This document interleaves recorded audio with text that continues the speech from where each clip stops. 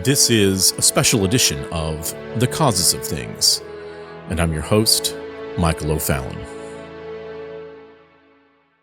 Today, April 15th, 2019, I have just witnessed the burning and the fall of the Notre Dame Cathedral in Paris, France, the center of faith of the French people. In Europe and in Old America, the cathedral, the church, is the center, the heart of the city, the parish, and in days of old, the kingdom. The cathedral stood in Roman Catholic regions as the seat of the bishop. In nations where the Protestant Reformation was successful, the cathedral still stood as a church of honor, of magnificence, the sum result of the people of an area, town, parish, or nation.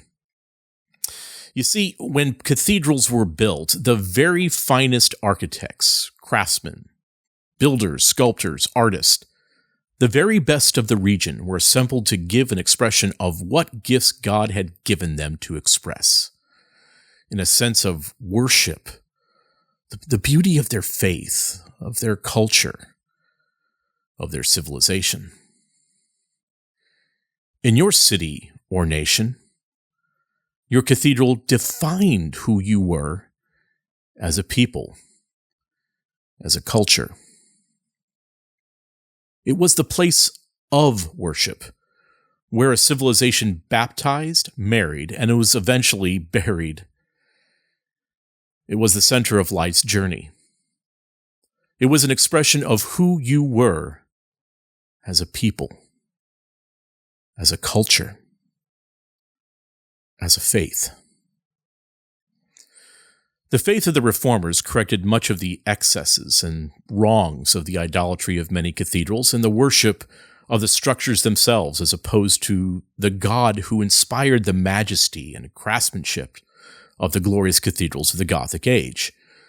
But the cathedral at Notre Dame was by anyone's measure the jewel of France.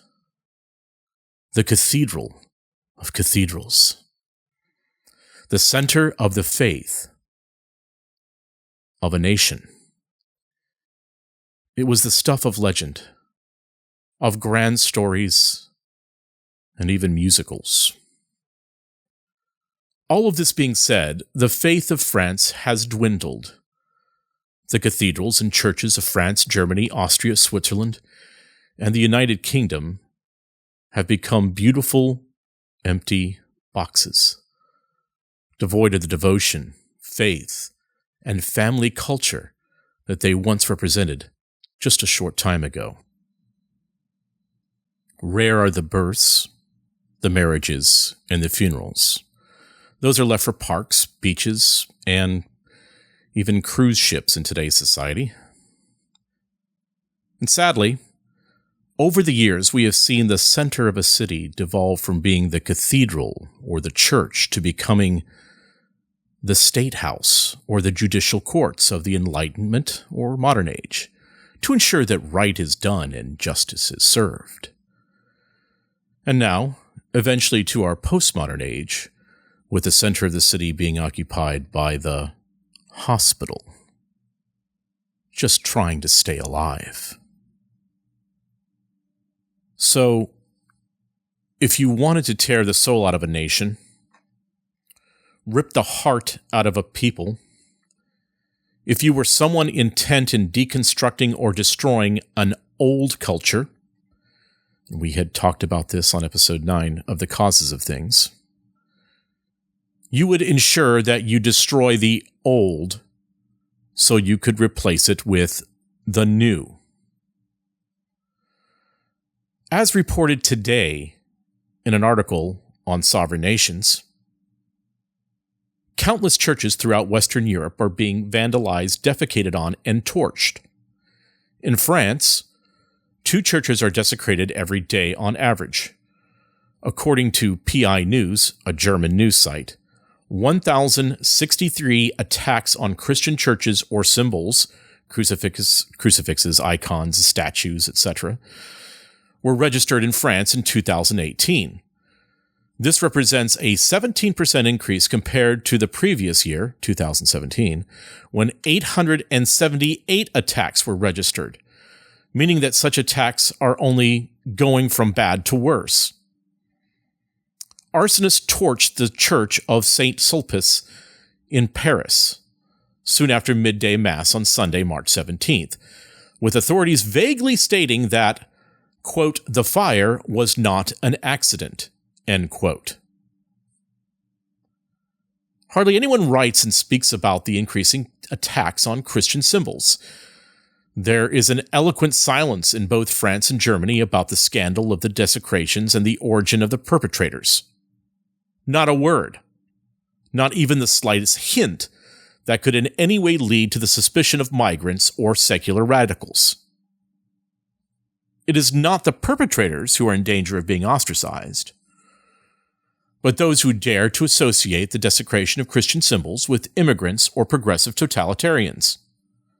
If you dare speak of this as a possibility, you are the one who is accused of hatred, hate speech, and racism.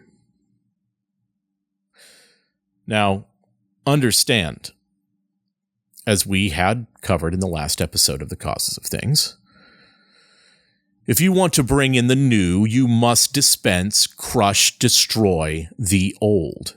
And in Mao's Chinese Cultural Revolution, he very much understood that if he was to destroy the autonomy of the Christian church in China, he had to destroy the cathedrals, the churches, the abbeys that were the center of Christianity in his country. But Mao made a mistake. You see, in truth, the church is not the called out ones, not the called into a building ones. And the underground church grew and grew under Mao's tenure. Because what Mao didn't understand is that true Christianity will grow with an unrelenting pace when it is cast into the cauldron of persecution. So, while you can destroy the cathedral, you can't destroy the God that inspired the cathedral. Even so, the church is the center of what we know more broadly of Western civilization. I had the duty to inform someone I respect greatly of what had just happened at Notre Dame this afternoon, just a few minutes after the steeple had fallen. Ambassador Alan Keyes had called me to talk about some future plans that we have. Alan, as many of you know, has been a faithful Roman Catholic nearly his entire life. I said to Alan, Notre Dame is gone. His response was, "What, the school?" I said, "No, Alan. Notre Dame Cathedral has burned to the ground. It is lost. And if you could believe this, Sovereign Nations just published an article about the torching and desecration of churches all over France. Alan, this is truly horrible." Alan was in near disbelief. He went on to explain that Notre Dame was the jewel of faith for France, for Paris, and for the culture of France. He recited in perfect visualizations of the rose window, the flying buttresses, the marvels of the architecture of Notre Dame. Alan then slowed his speech. He took a long pause and said, quote, "We don't know yet what happened, but if this is purposed, I will not stand by idly and watch them do it." So in 5 minutes, Ambassador Keyes went from disbelief to shock to horror to sadness to reflection to righteous rage, and then to conviction, and then finally purpose. Ladies and gentlemen, this is how men, real men, should respond. As Winston Churchill once said, I fear that this is but the first sip of a bitter cup that will be proffered over and over again until Europe regains its martial vigor and men of courage stand for what's right, as in olden times. End quote. Let's also not forget that Churchill would arise each morning after the air raid sirens in London would stop. And the first question that he would ask was, is it still there? Is it still standing? Of course, he was referring to St. Paul's Cathedral, the magnificent display of Christopher Wren architecture and the workmanship of the British people. And in one day, in the future, St. Paul's would be where Winston Churchill's funeral would be. You see, Churchill knew that the church, the center of faith in England, if it still stood, he knew that a representation of faith for their people would still be there. Now, we understand that the secular media will immediately conclude, without any forensic evidence in their possession, and all the while ignoring the 1,063 attacks on Christian churches registered in France since 2018, because to the mainstream press and media, the narrative is far more important than the facts of what actually happened. They will rush to their answer. We also understand that we must completely ignore the fact that in 2016, jihadist Ines Madani, age 22, who in a foiled plot in 2016 to blow up a car packed with gas canisters near the Notre Dame Cathedral in Paris, was this past Friday sentenced to 8 years in prison by a French court. Yes, ignore all of that for the sake of peace with our fellow citizens who tell us to move along, nothing to see here. I hope and I pray that this will galvanize the French people. Now, on a side note, for my Christian listening audience, let's elevate our thinking somewhere else for a brief parenthetical moment. Let's think a bit higher and broader with a heavenly perspective. Were you more upset by the destruction of Notre Dame Cathedral than you are with the progressive deconstruction happening in the United States with your Christian faith? When you see the concepts of postmodernism, critical race theory, and intersectionality set ablaze in our evangelical sanctuary, do you run for the fire hydrant, or do you try to find a place to bury your head and close your eyes and stick your fingers in your ears? Are you one of those that will watch in the street as the steeple falls? Will you allow this neo-Marxist flame to run through our sanctuary? Or will you respond as Ambassador Keyes did?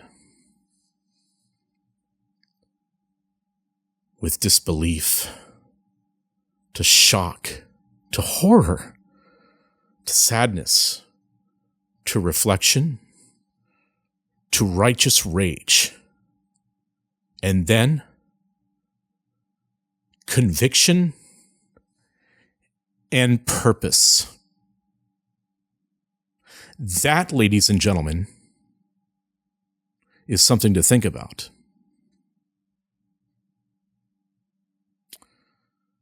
Now for the people of France. They must think about what they would like of their nation and of their culture. Will they rebuild? Will they make sure that a wildfire of massed planned immigration and progressive change destroy their culture and their way of life? Will they sit idly by as the whole of France is consumed by a globalist open society, Islamic intersectional multicultural wildfire? Or will they grab a fire hose, put out the fire, and begin rebuilding? This is, so much more than just about Notre Dame. This is about the survival of France itself. This is the perfect analogy. France is under siege from both outside of its borders and within its borders. Its president, Macron, has stated that anyone against globalism is not a true patriot. The nation itself of France is losing its entire cultural identity. The basic structures of civilization, the family itself, is being threatened. It is an out-of-control fire.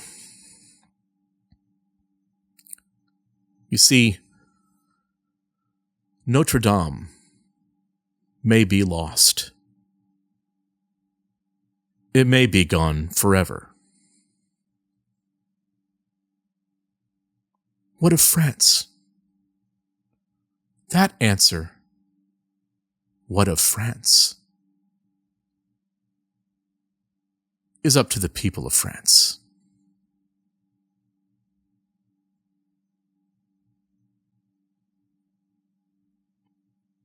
Vive la France. You are in my prayers tonight. This is Michael O'Fallon, and this has been The Causes of Things.